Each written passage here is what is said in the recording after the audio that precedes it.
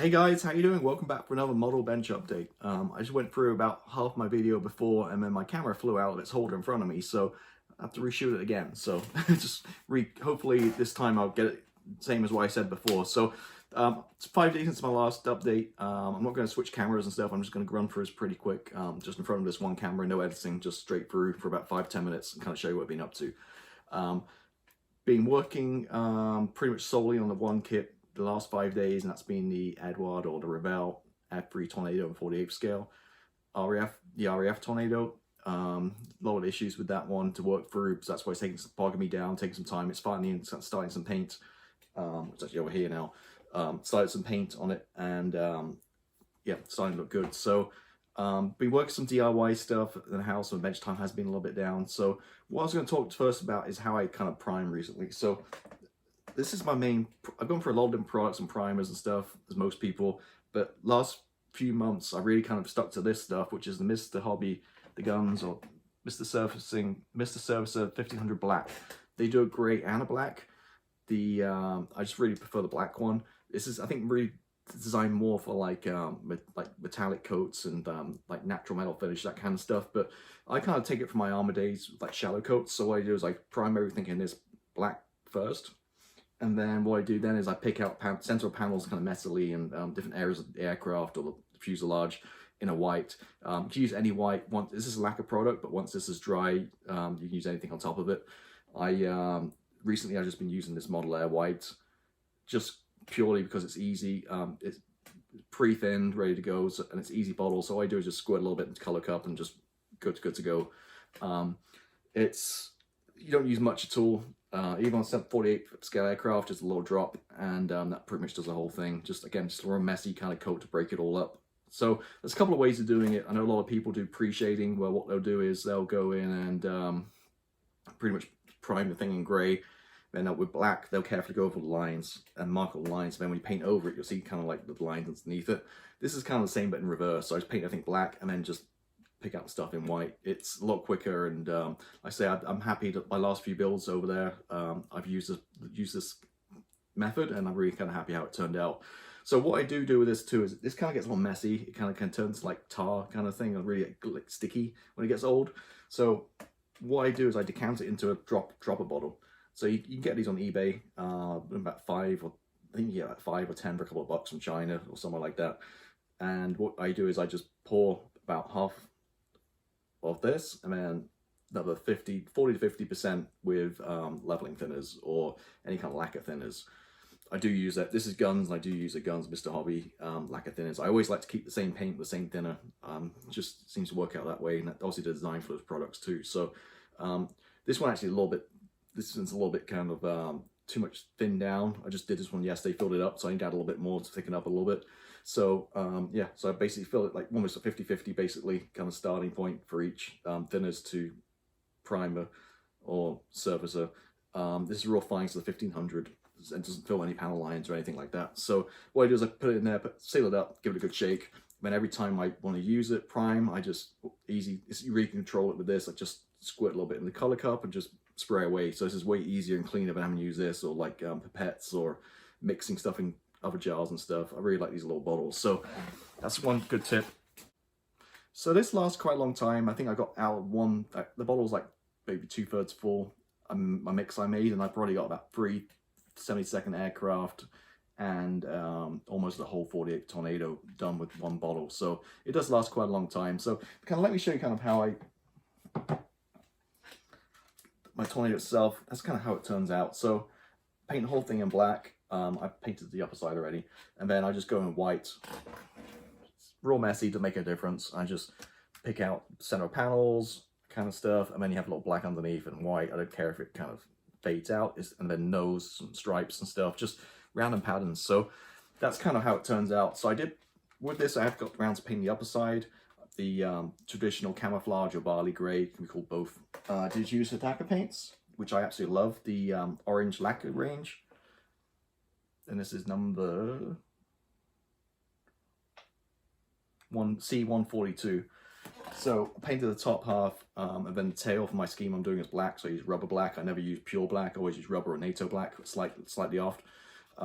Just So literally like last night, I sprayed the top side, the lights are aircraft gray, lighter grays for the underside, but I painted the top, painted the tail. It still needs a couple of touch ups and just where the lines are and stuff. And also the front, I just had a seam line still, and that was my nemesis. I spent pretty much the whole weekend trying to get rid of that seam line at the front here. There, I finally got rid of it. It took many attempts of sanding down, filling, sanding, filling. Then originally used some putty, and it kind of dried back a little bit, and you can see the line down the middle. I wasn't very happy with it, so I had to keep going at it and getting it fixed.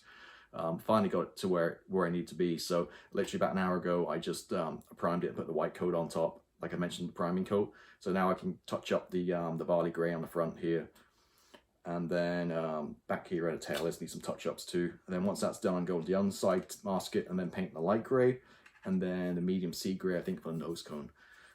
So yeah, looking really good. This is a challenging kit to do. I followed, as I mentioned before, I followed Nathan Robinson on the Tornado Sig on Flooring Models. He has some build videos. He's built tons of these kits, and basically you don't follow instructions at all. You basically start kind of with the lower section with the intakes, and you kind of work your way up, and you kind of, if the video should be, I think, made public on the Flooring Models website if you guys want to watch them, but it really kind of talks to you, and a lot of fit problems around the front here, these intakes, it kind of mitigates that. And I'm really kind of happy how this goes together. I made a few of these, as I mentioned before. They normally end up in the bin or in a shelf of doom, but this one actually so far is coming on pretty good. Got 2 canopies in the kit. I think that's because I think Eduard messed the original canopies of some were damaged, so they sent out replacement ones. So I got 2 canopies. So what I did is the actual canopy I'm using Canopy Up. So it has all the internal photo etch and stuff, and so it doesn't quite fit on properly. So that's painted separately, and I've just used the other canopy I just masked up completely and stuck it on top, just so it doesn't get paint inside the cockpit when I spray. So that, yeah, that's it. So the scheme I'm doing is, so the Eduard boxing. So this is the actual boxing I'm doing, the limited edition, and it comes in those 5. I've done the all black one before, and that one it turned out really good, but at the time I was using Aquagloss. Now I use LP9 Tamiya, like clear coat, lacquer clear coat, which is much better. When I use Aquagloss, it's a water based, so when you use microset and salt and some water and stuff for the decals, it kind of reacted a little bit and created some tide marks and some imperfections in the paintwork. So it ended up going in the attic for about a year. In the end, I thought I'm never going to salvage this thing, so it just got thrown away. Also, I screwed up all the landing gears. I had to end up doing gear up, that kind of stuff. So this is my second attempt at this one kit, but I say so far it's going pretty well. So these are the 5 schemes, but I'm actually not using any of these schemes because I have the traditional boxing of this kit as well, like the $20 version, the Rebel F3 kit, and which is this one. And this has a couple of schemes on it. Has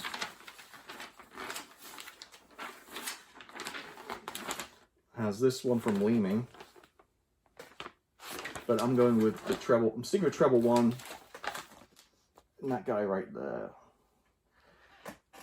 I like that scheme best out of all of them. So I know we get calligraphed decals and stuff, and some nice schemes in this one. I just prefer that one, to be honest with you. So I'm going to save the decals, put them back in the box, and use these ones. I just kind of like really kind of like that one, just the black tail, rather than black hole kind of like spine. Yeah, so that's going to look good. It's Uniform Victor ZE159 from Lucas in 2002.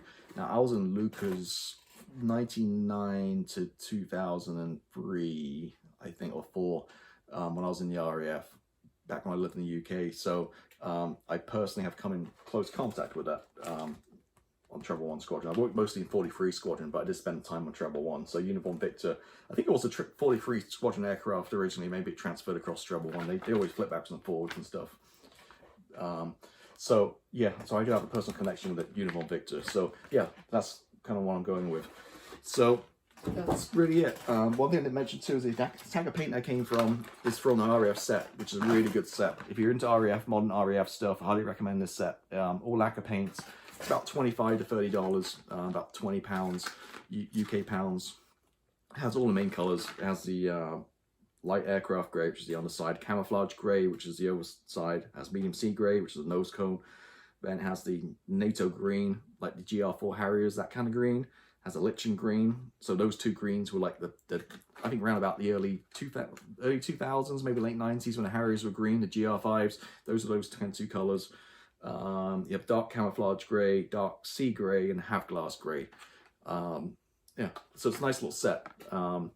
So yeah, you can buy them as a box, you can buy them individually. I'm used quite a lot of my camouflage grey over the last couple of builds, so I'm getting a little low. So I know Sprue Brothers and other places you can buy single bottles, so I might buy a couple more of these. That's the most popular colour out of the set I'm using. I'm using little drops here and there of the other colours, but this is my predominant colour I'm using. This the C what did I say it was? C142 is the number. Cool, so that's really what I'm up to. So like I say, next step is really just finish up. Maybe tonight before I go to bed, I'll get the top touched up, and then tomorrow I'll do the underside and the nose cone. And then once that's done, do some detail painting, like pick out on the back of the fin.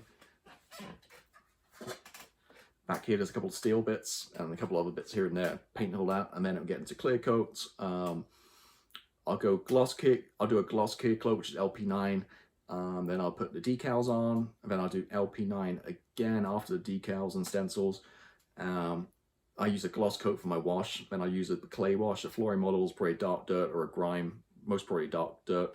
Over that, the gloss, I use gloss so it doesn't get stuck in the panel lines. If I use like a matte, it'll kind of get stuck, hard to rub off. So get gloss just for the panel line wash, and then once that's done, I then hit a matte coat over that, and then hit with oils, like neat 502 Apatite long oils. I used to use satin or a gloss coat, and I found it just wipes right off. With a matte coat, it kind of sticks into where you want it to be, and you can really kind of weather it really good. So I like to weather, as you know, I like to weather my aircraft quite a lot. So the matte coat goes on, do the oils, and then once the oils are done, that's it. I don't put any coat on top of the oils. I let natural oil color kind of show through, no clear coat on top of that. So yeah, so I've done that. Not really. This is most of it, to be honest with you. I'm painting the back end separately, makes it a little bit easier. And the exhaust nozzles, got the fuel tanks I'm working on building, then landing gear, and yeah, maybe some ordnance too. I'm thinking I might put a couple of pilot figures in here too. I've not decided yet. The kit comes with resin ejection seats. I might use those, or I might just go with the kit seats and put a couple of the PJ Productions, like RAF Pilot, sitting in there with a canopy up. I'm not sure. I'll figure it out in the next few days or so. But yeah, that's where I'm at with that one. So one thing to talk about with this is too, before I started this kit, I thought, I'm typically do 48 scale models, but like I say, recently, last few builds, I've dropped down to 72nd scale, and I really enjoy doing those. I like the fact that they don't take much space up, and also you have the space where you can make like little dioramas, so you can put like a couple of guys, like pilots walking up to the aircraft, or some ground equipment, that kind of stuff.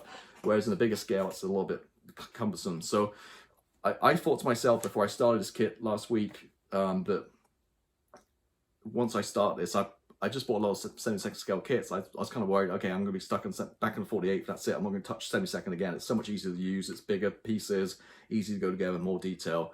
But it's actually been the opposite. I'm kind of enjoying building this, but at the same time, I think to myself, I really enjoy the 72nd scale kits.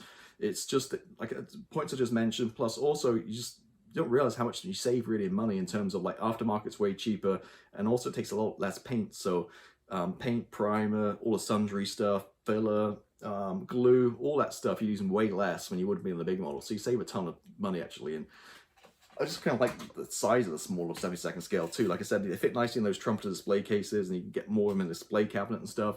So and nowadays the detail's just as good. Like the 72nd scale Tornado Revell one I did just finished a couple of weeks ago, I threw a lot of resin aftermarket at that, as you've seen in my previous videos. But the detail on that is just the same panel line detail. It's just the same as that as it is on this 48 scale. There's no real lack of detail or anything between these two kits. That being said, I'm not dropping 48 scale completely. I've got a couple of good builds on that A10 with all the Black Dog resin, all the avionics bays and engines and stuff. That's going to be pretty good in 48 scale. So what I'm thinking right now is I'm really kind of sticking to the 72nd scale after this one, and then I'll maybe throw in maybe a couple 48 scale a year, and make more of a super build where I put a lot of aftermarket in and really kind of detail them up, that kind of thing. Still like 32nd scale for my Warbirds. I think that's a great size. And to be honest, a 32nd scale BF 109 probably isn't much different to like a 72nd scale like Tomcat or something like that. It's probably similar sizes, just the way things are. So that's a lot of waffling, so let me get on to what I received in the past few days, which is not a lot, but I'll show you kind of what I received. So the first thing I got is over here. Well, it's actually two things. So the first thing I got is another one of these. So I need to buy a couple of items, and then as always, like to make sure my shipping's worth it, because I don't like paying $10 for a couple of things of paints and stuff for shipping. So I always like to make sure it's worth it. And I started this kit, and I know it's limited edition. A lot of these places sold out. This is from last year. This is another sealed version. Like I say, this is my third kit of this one now, but I just like to keep these limited edition ones just in my stash. But hey, 10, 20 years time, if I ever want to build it, I can. I've got one ready to go. So like I say, I'm working on one of these right now, though I'm not using the decals from the set. I'm using the other ones, but yeah, have all you need. Has the photo etch, has the mask, has the